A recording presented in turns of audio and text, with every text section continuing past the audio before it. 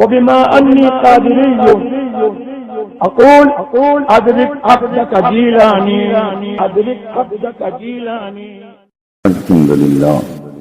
الحمد لله الذي أبدع الأخلاق والأرضين، والصلاة والسلام على من كان نبيا وآدم بين الماء والطين، وعلى آله الطيبين وأصحابه المطهرين وعلماء أمته أجمعين، أما بعد. فأعوذ بالله من الشيطان الرجيم. بسم الله الرحمن الرحيم. وأما بنعمة ربك فحدث. صدق الله العظيم وصدق رسوله النبي الأمين الكريم، ونحن على ذلك لمن الشاهدين والشاكرين، والحمد لله رب العالمين. حاضرین محترم، السلام علیکم ورحمۃ اللہ تعالی وبرکاتہ. قرآن کریم میں فرمایا گیا ہے فعال لما یرید، خدا ہی جو چاہتا ہے وہ کرتا ہے. حضرت سیدنا عمر فاروق اعظم رضی اللہ تعالی عنہ نے ارشاد فرمایا عرفت ربی بفسق العزائم، میں نے اپنے رب کو اپنے پختہ ارادوں کے ٹوٹ جانے سے پہچانا. آدمی لاکھ کوشش کرتا ہے لیکن اس کی چاہت کے مطابق نہیں ہو پاتا ہے. اس سے پتہ چلتا ہے کہ یہ ہستی ایسی ہے جو آپ کو اپنے کنٹرول میں رکھے ہوئے. میرے لیے سعادت کی بات ہے کہ اس وقت میں آپ کے بیچ ہوں اور تھوڑی دیر کائنات کی اس عظیم ہستی کے حوالے سے گفتگو کروں گا جس کے دم قدم سے اس کائنات کے اندر بہار پائی جاتی ہے.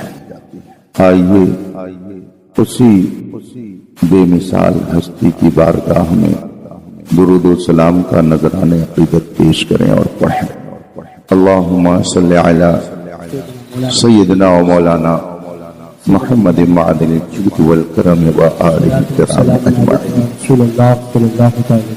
ہے انہی کے دم قدم سے باغ عالم میں بہار، ہے انہی کے دم قدم سے باغ عالم میں بہار. وہ نہ تھے عالم نہ تھا، وہ نہ تھے عالم نہ تھا، گر وہ نہ ہوں عالم. اعلیٰ حضرت دوسری جگہ فرماتے ہیں کہ اس کائنات کی روح اور جان کس سے ہے؟ کون ہے جو اس کائنات کی روح اور جان ہے؟ فرمایا وہ جو نہ تھے تو کچھ نہ، اور وہ جو نہ ہو تو کچھ نہ ہو. جان ہے وہ جہان کی، جان ہے تو جہان. اور یہ سارا وجود اللہ کی عظیم نعمت ہے. اسلامی عقیدے کے مطابق اس کائنات کو چلانے والی ایک ہستی ہے جسے خدا کہا جاتا ہے. اس دنیا میں ہر طرح کے لوگ پائے جاتے ہیں. بہت تھوڑے وہ لوگ ہیں جو خدا کے وجود کو بھی تسلیم نہیں کرتے. ان کا کہنا ہے کہ یہ دنیا خود بخود وجود میں آ گئی ہے، بلکہ وہ یہ کہتے ہیں کہ ایک دھماکہ ہوا اور یہ دنیا بن گئی. لیکن خدا جب دین لیتا ہے تو عقلیں چھین لیتا ہے. آپ ایک معمولی طالب علم اسٹوڈنٹ سے اگر پوچھیں کہ ایک خوبصورت اسٹیج لگا ہو اور وہاں دھماکہ ہو جائے تو وہ اسٹیج سلامت رہے گا یا اس کے پرخچے اڑ جائیں گے؟ تو ایک نابینا بھی کہے گا کہ اسٹیج سلامت نہیں رہ سکتا ہے. اس کا مطلب ہے کہ دھماکے سے کوئی چیز بنتی نہیں ہے، بلکہ جو چیز بنی ہوتی ہے وہ بھی بگڑ جاتی ہے. یہ کتنے عقل مند لوگ ہیں جو کہتے ہیں دنیا دھماکے سے بن گئی. خدا جب دین لیتا ہے تو عقلیں چھین لیتا ہے. یہ کائنات دھماکے سے نہیں بنی ہے، بلکہ ایک ہستی نے اس کو اسپیشل طور پر اپنے ایک بہترین سسٹم کے تحت بنایا ہے۔ قرآن کریم کے 29ویں پارے میں اللہ ارشاد فرماتا ہے تبارک الذی بیدہ الملک وہو علی کل شیء قدیر الذی خلق الموت والحیاۃ لیبلوکم ایکم احسن عملا وہو العزیز الغفور الذی خلق 7 سماوات طباقا، جس نے 7 آسمان تہ بتہ بنائے، طباقا 7 طبق آسمانوں کے بنائے۔ اور آگے قرآن فرماتا ہے کہ تم ذرا غور کرو، ما ترى فی خلق الرحمن من تفاؤت، رحمان کی اس تخلیق میں تمہیں کوئی کمی نظر آ رہی ہے؟ قرآن فرماتا ثم ارجع البصر، پھر دوبارہ آنکھ اٹھا کے دیکھ لے، اگر اب تک غور نہیں کیا ہے تو اب دیکھ لے۔ ثم ارجع البصر کرتین ينقلب الیک البصر خاسئا وهو حسیر، قرآن فرماتا ہے آسمان کو دیکھو میں نے کتنا شاندار اسے بنایا، تم ایک 2000 اسکوائر فٹ کی اگر چھت بناتے ہو اس میں نہ جانے کتنا سسٹم تم لگاتے ہو، مگر پھر بھی کہیں نہ کہیں نشیب، کہیں نہ کہیں فراز، کہیں اونچ کہیں نیچ، کچھ نہ کچھ فرق آ ہی جاتا ہے۔ لیکن میں نے کتنا شاندار شامیانہ بنایا، کیا تم کو اس میں کہیں کوئی کمی نظر آ رہی ہے؟ اللہ اپنے وجود کی دلیل دے رہا ہے۔ اللہ تبارک و تعالی انسانوں کو اپنی معرفت دے رہا ہے کہ میں نے اس کائنات کو پیدا کیا ہے، یہ خود بخود نہیں بنی ہے، میں نے اس کو بنایا ہے، یہ خود بخود وجود میں نہیں آئی ہے، میں نے اس کو وجود بخشا ہے۔ میرا اس وقت بھی وجود تھا جب تم تھے ہی نہیں، کان اللہ ولم یکن معہ شیء، خدا تھا جب کچھ نہیں تھا، جب زمین زمان آسمان مکین کچھ نہیں، اللہ اس وقت بھی تھا، اور اس نے جب چاہا تو اس کائنات کو اس نے پیدا کیا۔ لیکن سوال یہ پیدا ہوتا ہے کہ جب کچھ نہیں تھا، یہ دنیا نہیں تھی، کائنات نہیں تھی، آسمان زمین چاند سورج ستارے غرضے کی کائنات کا کوئی وجود ہی نہیں تھا، اور اللہ نے بنایا، تو سوال تو پیدا ہوتا ہے نا کہ سب سے پہلے اللہ نے کسے بنایا؟ وہ کون سی چیز ہے کہ جس کو اللہ نے سب سے پہلے وجود بخشا؟ پہلے آسمان بنایا کہ پہلے زمین بنائی کہ پہلے جسم بنایا یا پہلے روح بنائی، ہوا بنائی پہلے کہ چاند سورج ستارے بنائے؟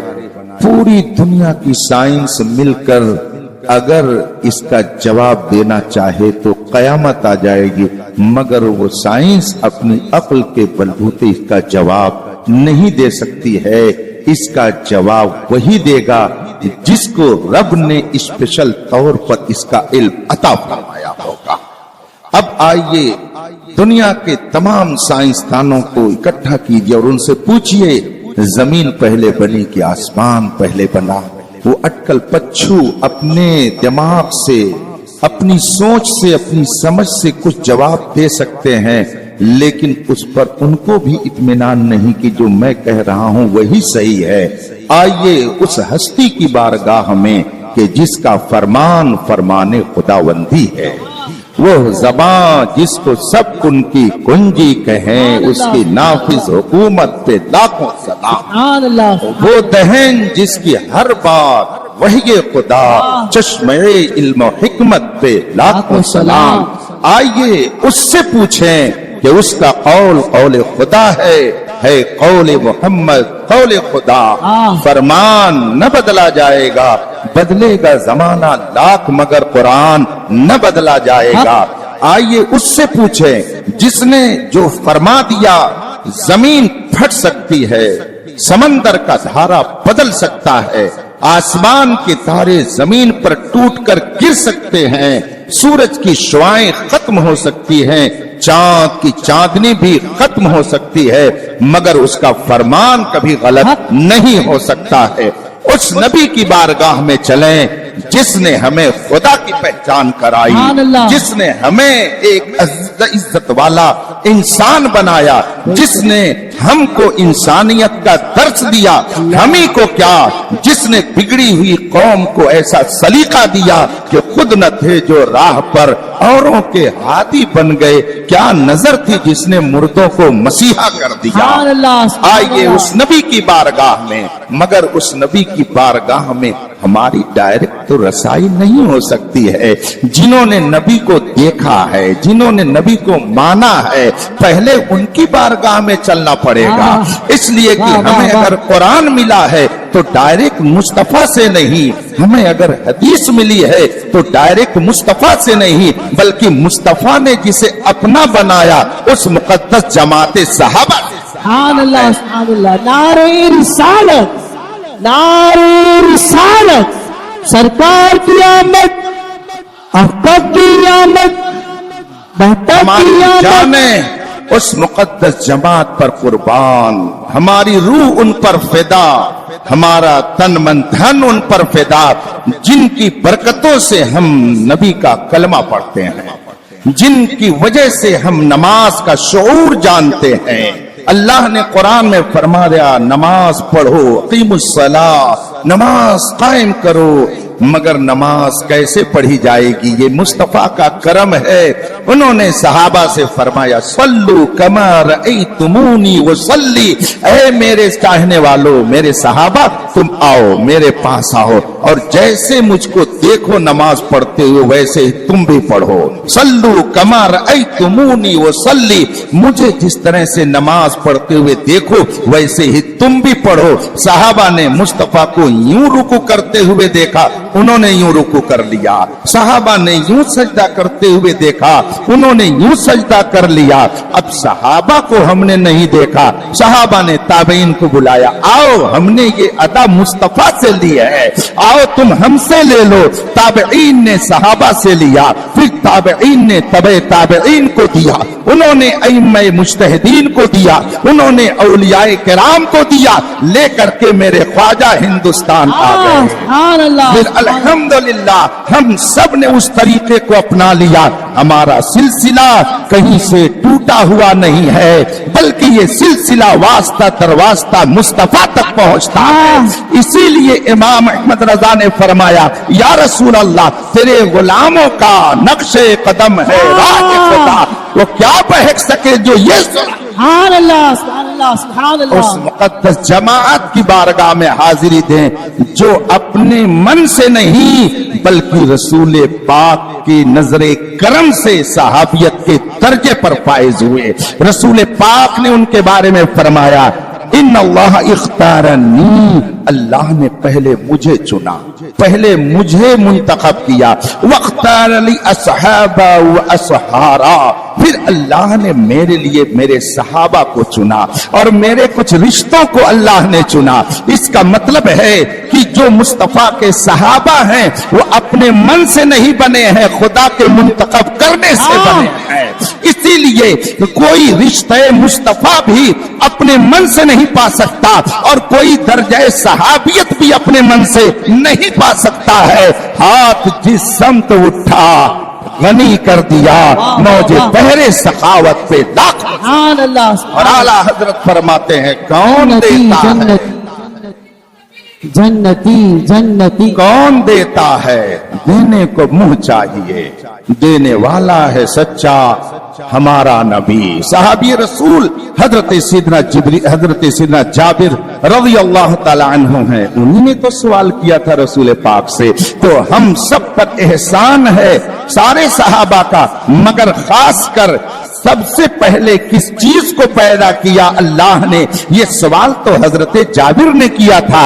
अगर उन्होंने ये सवाल न किया होता तो उसका जवाब मुस्तफा न देते, और फिर हम जानते ही नहीं कि अव्वले कायनात क्या है। तख्लीक़े कायनात में सबसे पहले कौन सी शय वजूद में आई, तो एहसान है हजरत जाबिर रज़ी अल्लाह ताला अन्हु का कि उन्होंने मुस्तफा से सवाल किया और रसूल पाक ने उसका जवाब।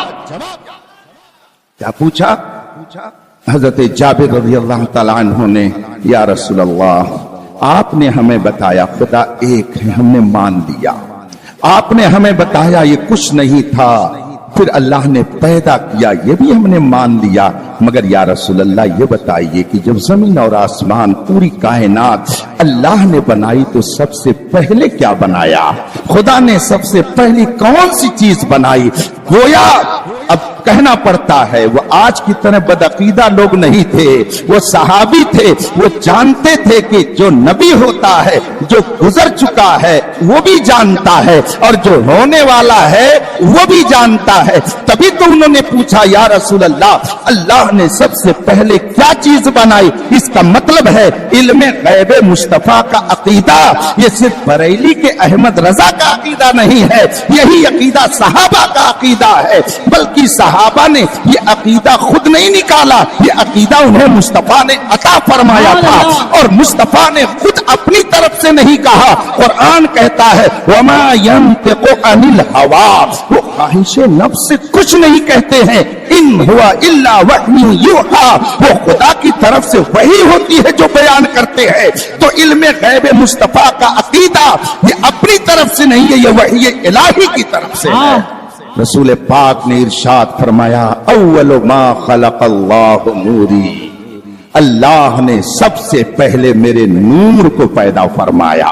اس کا مطلب ہے کہ کائنات کی سب سے پہلی تخلیق اور قدرت خداوندی کا سب سے پہلا شاہکار میرے مصطفیٰ کا نور ہے، اور پھر ساری کائنات مصطفیٰ کے صدقے میں بنائی گئی ہے.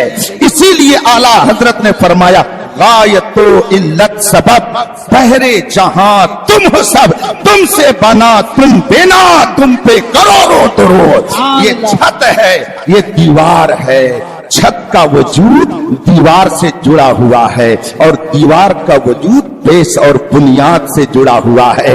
اگر بنیاد نہ رہے گی تو دیوار نہیں رہ سکتی ہے، اور جب دیوار نہیں رہے گی تو چھت نہیں رہ سکتی ہے. میرے مصطفیٰ جڑ ہیں، اس کا مطلب ہے پوری کائنات میرے مصطفیٰ پر ڈیپینڈ ہے. وہ جو نہ تھے تو کچھ نہ تھا، اور وہ جو نہ ہو تو کچھ نہ ہو.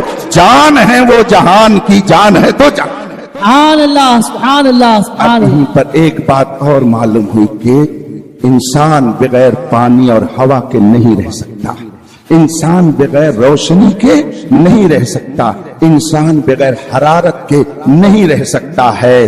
اور میرے مصطفیٰ فرماتے ہیں کہ میں اس وقت بھی نبی تھا جب ابھی آدم آب و گل کی منزل میں تھے.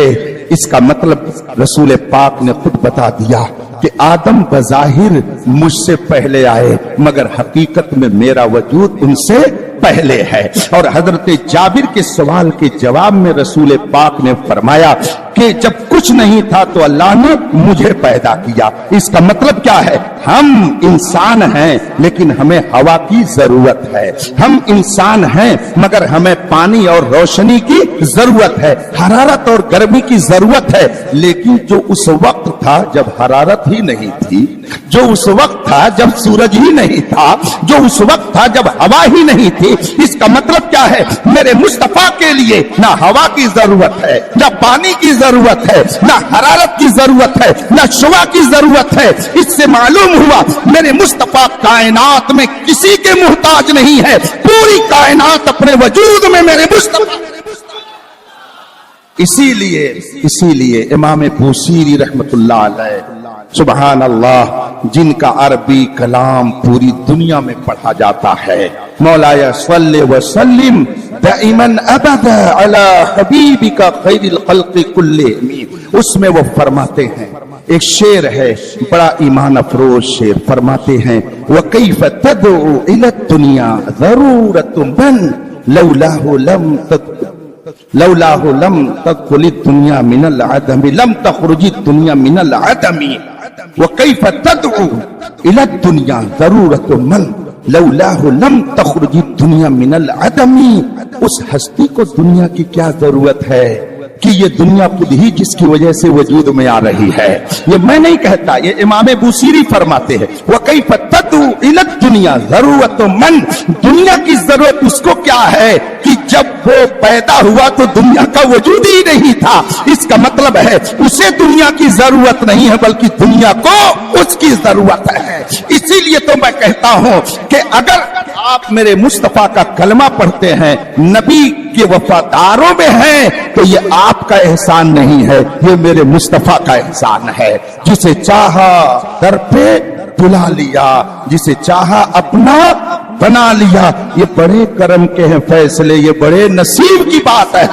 قرآن کریم فرماتا ہے لا تمنوا علی اسلامکم, اے مسلمانوں, یہ قرآن کہتا ہے, میں اپنی طرف سے نہیں کہہ رہا ہوں. قرآن فرماتا ہے, سورہ حجرات کی آیت کریمہ ہے, قل لا تمنوا علی اسلامکم, اے میرے محبوب آپ اعلان کر دو کہ اگر کوئی تمہارا کلمہ پڑھتا ہے, تم پر ایمان لائے ہوئے ہے, تو لا تمنوا علی اسلامکم, اپنے مسلمان ہونے کا احسان مجھ پر مت جتاؤ.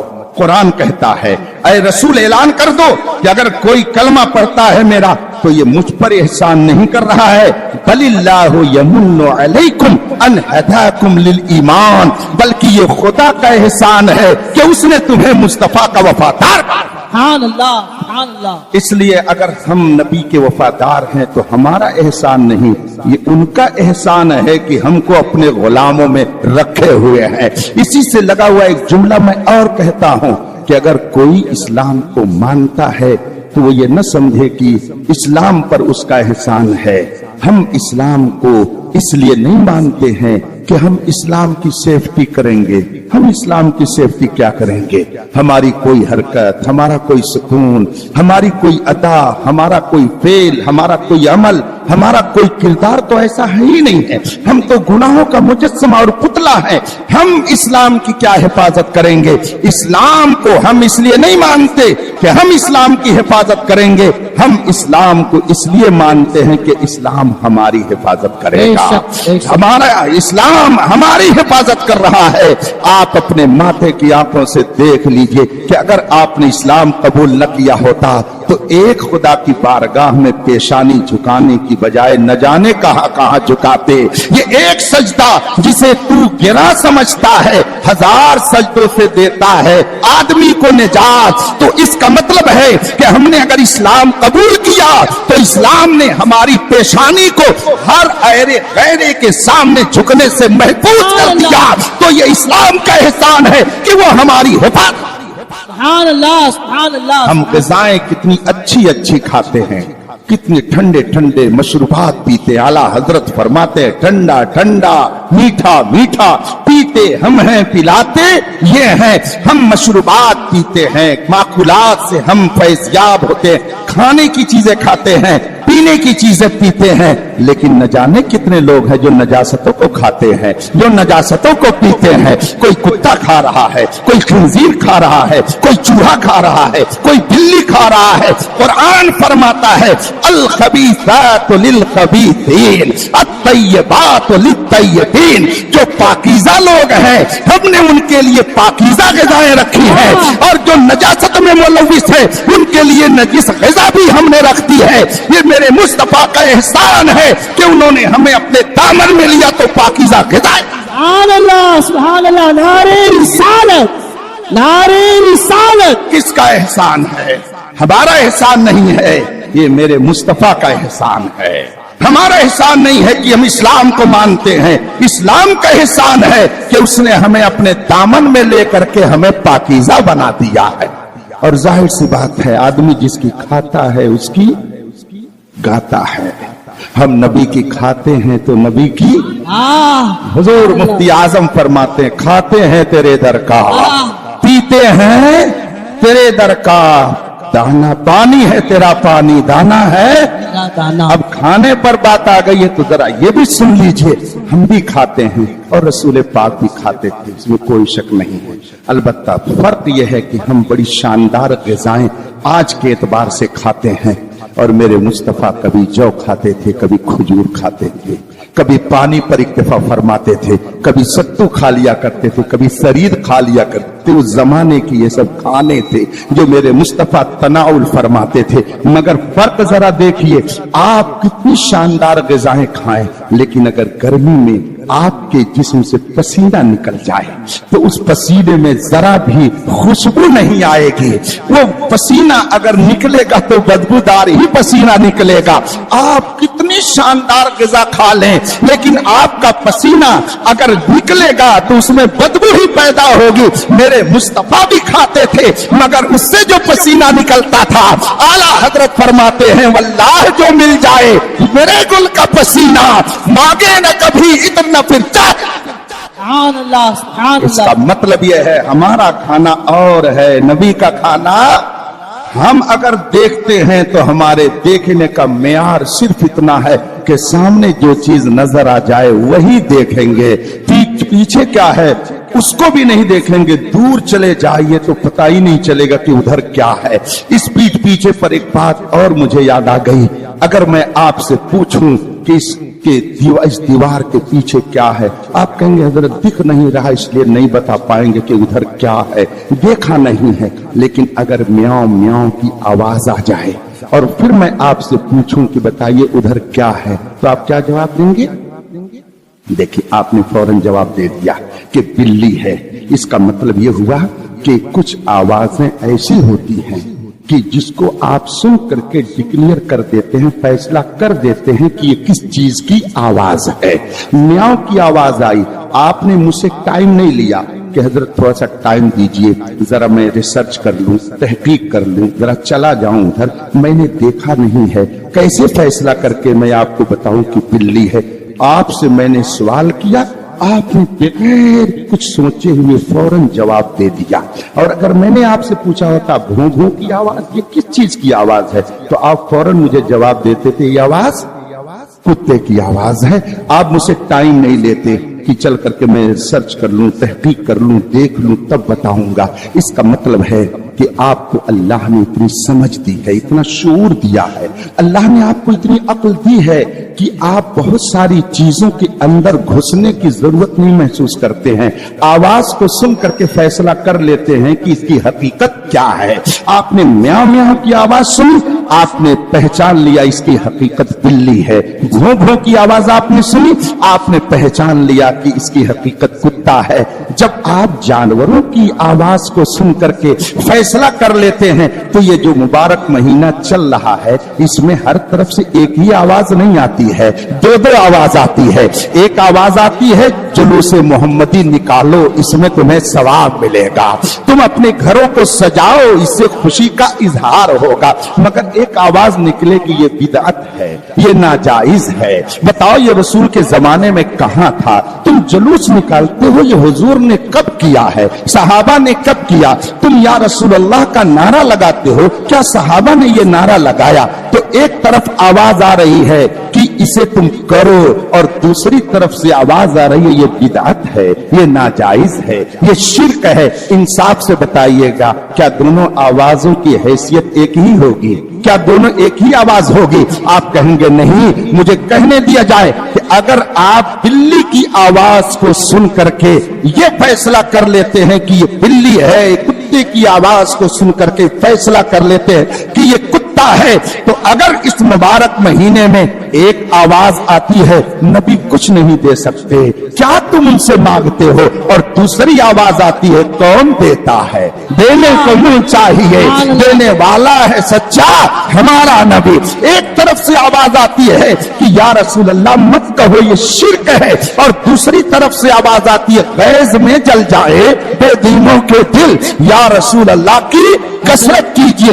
ایک طرف سے آواز آتی ہے نبی معاذ اللہ مردہ ہے, مر کر مٹی میں مل گئے, اور دوسری طرف سے آواز آتی ہے تو زندہ ہے واللہ, تو زندہ ہے واللہ, میری چشم عالم سے چھپ جانے والے. ایک طرف سے آواز آتی ہے میلاد منانا بدعت ہے, اور دوسری طرف سے آواز آتی ہے غیظ میں جل جائیں بے دینوں کے دل, مثل فارس زلزلے ہو نجد میں ذکر آیات ولادت کیجئے. آپ انصاف سے بتائیے گا کیا دونوں آوازیں ایک ہی جیسی ہیں؟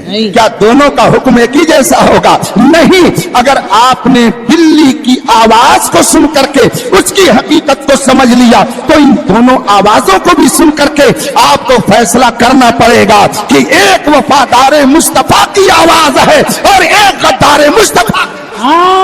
سبحان اللہ نعرہ رسالت حضرت علامہ مولانا مفتی اختر علیمی صاحب قبلہ جشن عید میلاد النبی بھی کھاتے ہیں، آپ بھی کھاتے ہیں، مگر ہمارے اور آپ کے کھانے کے بعد جو پسینہ نکلتا ہے اس میں بدبو رہتی ہے، اور میرے مصطفیٰ کا پسینہ کیا عالم تھا اس کا، سبحان اللہ۔ ہم اور آپ کھائیں پیئیں، اور اگر ہمیں تھوکنا پڑے تو تھوک کا عالم یہ ہے کہ اپنے سب سے قریب رہنے والوں میں لوگ اپنی بیوی کو تصور کرتے ہیں، لیکن اگر آپ کہیں پیاس سے بھوکے ہو کر کے گھر پہنچیں اور بیوی نے روح افزا آپ کو دیا اور اس نے آپ کے سامنے تھوک دیا اور کہا میں بڑی محبت سے بنا کے لے آئی ہوں، اس کو پی لیجئے، آپ جلال میں آ جائیں گے اور کہیں گے تو بہت بدتمیز معلوم ہوتی ہے، تو مجھ کو شربت پلا رہی ہے اور اس میں تھوک دے رہی ہے، تھوک کر کے پلا رہی ہے۔ کوئی شریف آدمی اس کو پینا گوارا نہیں کرے گا، اور اگر آپ تھوک کر کے اسی میں ملا کر کے دیں کہ لو تم پی لو، تو آپ کی رفیق حیات بھی اس کو پینا گوارا نہیں کرے گی۔ یہ آپ کے تھوک کا عالم یہ ہے، آپ کے تھوک کی یہ حیثیت ہے، اور میرے مصطفیٰ کے لعاب مبارک کا کیا عالم تھا، سبحان اللہ۔ ایک صحابی رسول حضرت قتادہ ہیں، فرماتے ہیں دشمن نے ایک موقع پر میری آنکھ میں تیر مار دیا اور یہ آنکھ کا ڈھیلا نکل گیا، میں نبی کے پاس پہنچا۔ کیا وہ یہ نہیں جانتے تھے کہ نبی کوئی آئی اسپیشلسٹ نہیں ہے، ان کا کام آنکھ کا علاج کرنا نہیں ہے؟ آخر آنکھ میں زخم آیا تو بجائے مسجد میں جانے کے نبی کی بارگاہ میں کیوں گئے؟ آج لوگ کہتے ہیں جو مانگنا ہے خدا سے مانگو، ہم بھی یہی عقیدہ رکھتے ہیں، سب خدا دیتا ہے، مگر میرے مصطفیٰ نے فرمایا دیتا خدا ہے مگر دلاتا میں ہوں، اس لیے دے گا خدا مگر دیتا میرے ہاتھ سے ہے وہ۔ اس لیے صحابہ یہ سمجھتے تھے شفا تو خدا دے گا مگر نگاہ مصطفیٰ کی ضرورت ہے۔ اسی لیے حضرت قتادہ پہنچے اور عرض کیا رسول اللہ میری آنکھوں کا ڈھیلا باہر آ گیا ہے۔ رسول پاک نے یہ نہیں فرمایا کہ جاؤ کسی آئی اسپیشلسٹ کے پاس، جاؤ کسی آنکھ کے ڈاکٹر کے پاس، جاؤ کہیں اس کا آپریشن کراؤ، نہیں، بلکہ رسول پاک نے فرمایا قریب آؤ۔ اب وہ قریب پہنچے، میرے مصطفیٰ نے اپنا لعاب مبارک نکالا، آنکھ میں لگا دیا، ڈھیلا سیٹ کر دیا، آپریشن ہو گیا۔ صحابی فرماتے پہلے سے زیادہ روشنی آ گئی ہے۔ ایک صحابی رسول ہیں، دشمن کو مار کر کے واپس آ رہے تھے، اتفاق سے پیر ان کا ذرا اونچا نیچا پڑ گیا، پگلی کی ہڈی ٹوٹ گئی، نبی کی بارگاہ میں پہنچے، یا رسول اللہ دشمن کو تو ختم کر دیا ہے مگر یہ پگلی کی ہڈی ٹوٹ گئی۔ میرے آقا نے یہ نہیں فرمایا جاؤ کسی بون اسپیشلسٹ کے پاس، میں کوئی آپریٹ تھوڑی کرتا ہوں، آپریشن تھوڑی کرتا ہوں، میں ڈاکٹر نہیں، میرے آقا نے یہ نہیں فرمایا، فرمایا قریب آ جاؤ۔ اب جب وہ قریب ہوئے میرے مصطفیٰ نے اپنا دست مبارک ایسے اس پہ پھیرا، صحابی فرماتے ہیں پہلے سے زیادہ طاقت آ گئی، سبحان اللہ۔ کون دیتا؟ دینے کو منہ چاہیے، دینے والا ہے سچا ہمارا نبی۔ ہم اور آپ تھوکیں اور اس کو پانی میں ڈال دیں، کھانے میں ڈال دیں تو کوئی شریف آدمی اس کو کھانا گوارا نہ کرے۔ اور میرے مصطفیٰ کے لعاب مبارک کا کیا حال، ایک کنواں تھا مدینہ طیبہ میں جس کا پانی پینے کے قابل نہیں تھا، صحابی پہنچے یا رسول اللہ میرے کنویں کا پانی کھارا ہے، پینے کے قابل نہیں ہے۔ آقا نے یہ نہیں فرمایا کہ کیا میرے یہاں کوئی شوگر فیکٹری لگی ہے کیا کہ چل کر کے 2-4 ٹن اس کے اندر شکر ڈال دوں اور پانی میٹھا ہو جائے، نہیں، فرماتے چلو میں چلتا ہوں۔ میرے مصطفیٰ تشریف لے گئے اور اپنا لعاب مبارک ڈالا، پورے کنویں کا پانی میٹھا ہو گیا، سبحان اللہ۔ ہاتھ جس سمت اٹھا غنی کر دیا، موج بحر سخاوت پہ لاکھوں سلام۔ ہوگا کسی کا نبی جو کچھ نہیں کر سکتا ہے، ہمارا نبی وہ ہے جس کے بارے میں میرے مرشد تاج الشریعہ فرماتے ہیں نبی مختار کل ہیں، جس کو جو چاہیں عطا کر دے، سبھی کو آسما کر دیں، سرائیگا۔ سبحان اللہ خلیفہ حضور تاج الشریعہ مناظر اہل سنت حضور تاج الفقہ، وقت ہوتا ترک کر ڈالا، تیرے پائے کا تو تیرے مرتبے والا کوئی دنیا میں ہوا ہی نہیں ہے، اور ہو کیسے سکتا ہے جب اللہ نے کسی کو پیدا ہی۔ حسن یوسف دم عیسیٰ ید بیضا داری، آنچ خوباں ہما دارند تو تنہا داری. یا رسول اللہ حسن یوسف آپ کے اندر، ید بیضا آپ کے اندر، دم عیسیٰ آپ کے اندر. حضرت موسیٰ علیہ الصلوۃ والتسلیم کو اللہ نے یہ معجزہ عطا فرمایا کہ وہ بغل میں ایسے ہاتھ رکھتے اور اس کے بعد میں ایسے نکالتے، تخرج بیضاء، اس سے روشنی پھوٹنے لگتی تھی. ٹارچ کا کام کرتا تھا ان کے دستے. یہ قرآن نے ذکر کیا ہے، قرآن پڑھیے تو آپ کا ایمان تازہ ہو جائے گا. مگر ہر ترجمہ نہ پڑھیے گا، ترجمے اعلیٰ حضرت ہی پڑھیے گا، اس لیے کہ چمکتا جو نظر آئے وہ سب سونا نہیں ہوتا. اگر دنیا میں رہنا ہے تو کچھ پہچان پیدا کر. قرآن کا ترجمہ پڑھیں، آپ کا ایمان محبت نبی سے بھر جائے گا. حضرت موسیٰ علیہ السلام ایسے ہاتھ بغل میں رکھتے اور نکالتے تھے، تخرج بیضاء، چمکدار جیسے ٹیوب لائٹ، جیسے کہ ٹارچ سے روشنی نکلتی ہے. حضرت موسیٰ علیہ السلام کے ہاتھ سے ایسے ہی روشنی نکلتی تھی. یہ حضرت موسیٰ کا کمال تھا اور میرے مصطفیٰ کا کمال کیا. سبحان اللہ. صحابی رسول پاک کی بارگاہ میں بیٹھے تھے، بارش کا موسم تھا، رات زیادہ ہو گئی، گھٹا ٹوپ تاریکی.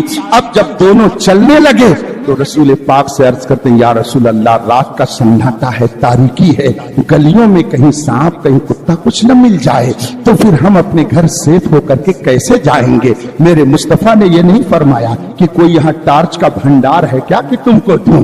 رسول پاک نے ایک لکڑی اٹھائی اور فرمایا یہ لو، جاؤ اب اس کی روشنی میں چلے جاؤ. سبحان اللہ. صحابی فرماتے ہیں ہم جب باہر نکلے اور ہم نے لکڑی کو ہاتھ میں لیا تو اس میں سے روشنی پھوٹنے لگی. سبحان اللہ. اور ایک روایت میں یہ ہے کہ چونکہ دو صحابی تھے تو دونوں ایک لائٹ کے اندر چلے جا رہے ہیں، ایک لائٹ کے سہارے جا رہے، لیکن دونوں کا راستہ جہاں سے الگ الگ ہوا تو دوسرے نے ایک لکڑی لے کر کے اس میں چھلا دیا تو اس میں بھی روشنی پیدا ہو گئی. یہ میرے مصطفیٰ کے نور کا عالم ہے. تبھی تو اعلیٰ حضرت فرماتے ہیں چمک تجھ سے پاتے ہیں سب پانے والے، میرا دل بھی چمکا دے. چمکانے والے.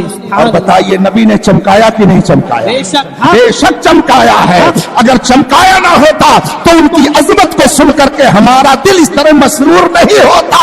اس لیے کہ کچھ لوگ نبی کی عظمت کے ترانے جب سنتے ہیں تو ان کا چہرہ کریلے کی طرح ہو جاتا ہے، مگر کچھ لوگ جب سنتے ہیں تو ان کا چہرہ گلاب کی طرح ہو جاتا ہے. خدا کا شکر ہے ہم اپنا چہرہ کریلے کی طرح نہیں کرتے ہیں بلکہ گلاب. سبحان اللہ. نثار تیری چہل پہل پر ہزاروں عید ہے، ربیع الاول سوائے ابلیس کے جہاں میں سبھی تو خوشیاں. سبحان اللہ. سنیت پر قائم رہیے، نبی کی محبت اپنے دل میں بسائیے اور جو نبی کا دشمن ہے اس سے دور رہیے. نبی سے جو ہو بیگانہ اسے دل سے پدر مادر برادر جان و مال ان پر. اللہ تبارک و تعالی ہم سب کو مذہب حق اہل سنت و جماعت مسلک اعلیٰ حضرت پر قائم رکھے. ہم سب کے ایمان کی حفاظت فرمائے، اس شہر کی حفاظت فرمائے، ہمارے نوجوانوں کے ایمان عقیدے کی حفاظت فرمائے اور سب کو نماز پنجگانہ پڑھنے کی سعادت عطا فرمائے. وآخر دعوانا ان الحمدللہ رب العالمین. السلام علیکم.